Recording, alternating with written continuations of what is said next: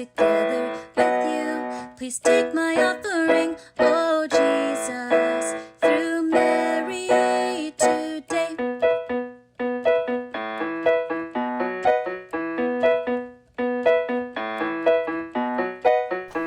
Kids Corner! Whoa!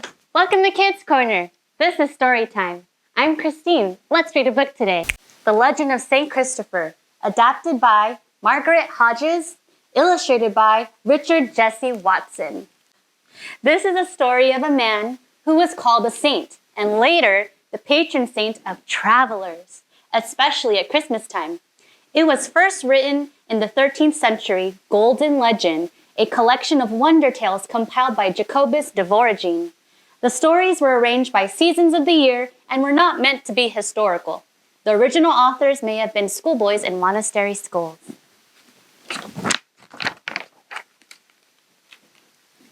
In days of old, there lived a man called a pharaoh. His name meant the bearer. He was very tall and strong, and his face was fierce and bold. He served the king of the land where he lived. But he wanted to find an even greater king. He wanted to find the greatest king in the world to serve him as his bearer. So a pharaoh went out and searched until he found a king who some said was the greatest in the world, and a pharaoh served in his court. One day, a minstrel came to the court and sang a song about the devil. Trembling, the king made the sign of a cross as he listened to the song. A pharaoh was amazed and wondered what the sign meant. At first, the king would not tell him, but a pharaoh said, "Tell me what the sign means, or I shall leave your court." So the king told him, "When I hear the devil's name and make the sign of the cross, the devil cannot harm me." A pharaoh said, "You fear the devil? That means the devil is mightier than you. I thought I had found the mightiest and greatest Lord in all the world, but I was wrong. Farewell, I will go to find the devil and be his servant." So a pharaoh left the king and went to find the devil. As he went through a great desert, he saw a knight with a cruel face half hidden by his armor. "Where are you going?" asked the knight. "I am looking for the devil," said a pharaoh. "I want him for my master because he is stronger and the greatest king in the world." "I am the one you seek," said the knight. "I am the devil." Then a pharaoh swore to be the devil's servant and took him for his master.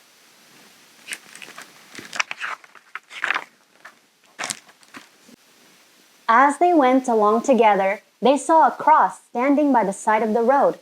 When the devil saw the cross, he was afraid and fled. A pharaoh was amazed. He ran after the devil and asked why he had run away, but the devil would not tell him. A pharaoh said, "If you will not tell me, I will leave you and serve you no more." The devil was forced to answer since he wanted a pharaoh to serve him.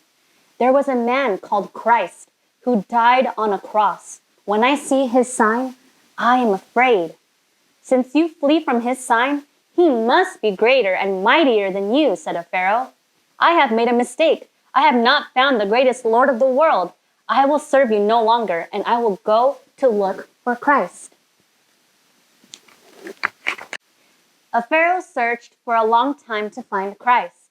At last, he came to a lonely place where a hermit lived. A pharaoh asked the hermit where he could find Christ. The hermit answered, "If you would find him, go and live by yonder river. The river is deep and wide, and many people have drowned when they tried to cross. You are tall and strong. If you live by the river, you can carry people over. Our Lord Jesus Christ will be pleased to see you helping travelers, and I hope he will show himself to you."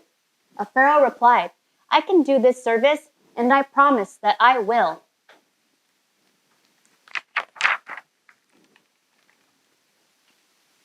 He went to the river's edge and built himself a hut. When anyone came to cross the river, a pharaoh took a great staff in his hand to guide his steps.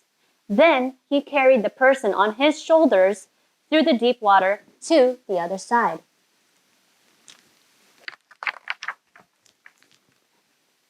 For many days, a pharaoh lived at the river's edge. Winter came and snow lay deep on the ground.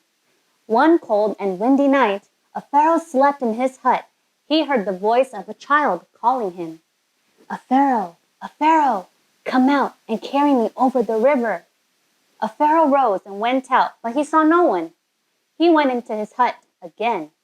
Then once more he heard the voice crying, a pharaoh, come out and bear me over. But he ran out and found nobody.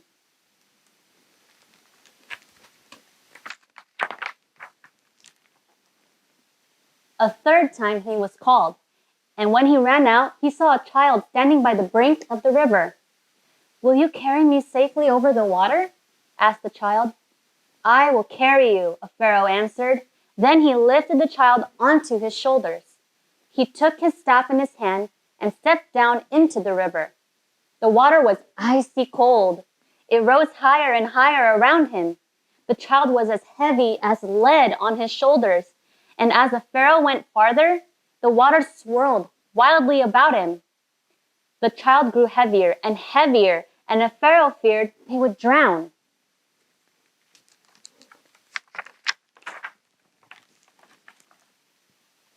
At last, he struggled out of the deep water and felt the ground firm beneath his feet.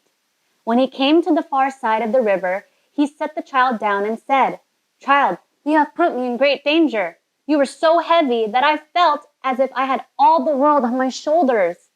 I did not know that I could carry such a load.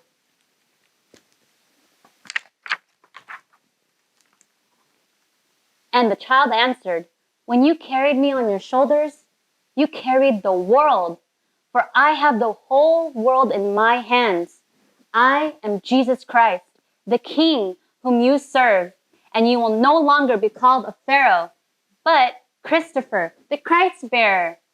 When you are gone, others will come, remembering you and helping travelers on their way. So that you will know I say the truth, set your staff in the earth by your door. Tomorrow it will bear flowers and fruit. As the child spoke, he vanished.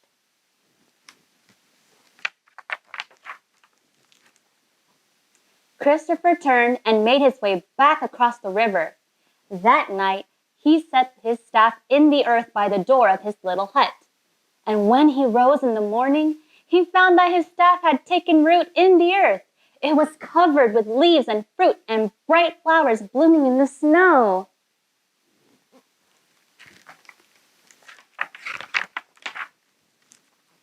For the rest of his life, the face of Christopher was joyful and youthful like that of a child. And in memory of him, travelers to this day carry pictures of him to help them on their journeys.